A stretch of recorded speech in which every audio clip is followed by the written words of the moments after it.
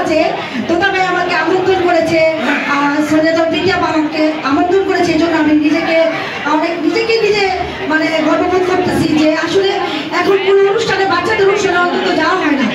তোমাদের কাছে আমার একটা অনুরোধ থাকবে, তোমরা আল্লাহর পরে কে জানো? বাবা মা। আর যে সন্তান বাবা মার কথা শুনে তারা জীবনে অনেক বড় হয়। তোমরা বাবা মার কথা শুনবা তো? কি বলো? শুনবা? তোমরা মিথ্যা কথা বলবা না, সাহস নিয়ে এগিয়ে যাবা এবং বাবা মার কথা শুনবা। তো এখানে অনেক অতিথি আছে, কথা বলবে, এজন্য বেশি কথা বলতে পারলাম না। তোমার জন্য দোয়া রইল। এবং তোতা ভাইয়ের যে কোনো অনুষ্ঠানে যাই অনেক ভালো লাগে। সে একজন সৎ মানুষ। আসলে তার সামনে প্রশংসা করা ঠিক না, প্রশংসা করতে হয় আড়ালে, আর বদনাম করতে হয় সামনাসামনি, তাইলেই সে সৎ মানুষ। তো যাই হোক, আমি বদনাম তার আমি সামনাসামনি করবো, সেটা বদনামই হচ্ছে। যে গার্জিয়ান বাচ্চা একসাথে করা, এটা তোতা ভাইয়েরই কাজ। তো আলহামদুলিল্লাহ এই অনুষ্ঠানে আমি আসতে পেরেছি। অনেক সম্মানিত ব্যক্তিগণ আমার সামনে উপস্থিত আছে।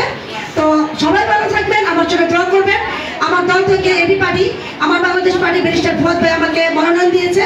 আসলে সম্মান পাওয়া এটা আল্লাহর দান। তো আল্লাহর রহমত আমি পেয়েছি। আমি চেষ্টা করবো নারায়ণগঞ্জবাসীর জন্য কাজ করতে। যদি আপনারা আমাকে সুযোগ দেন, আমার জন্য সবাই দোয়া করবেন। আল্লাহ হাফেজ।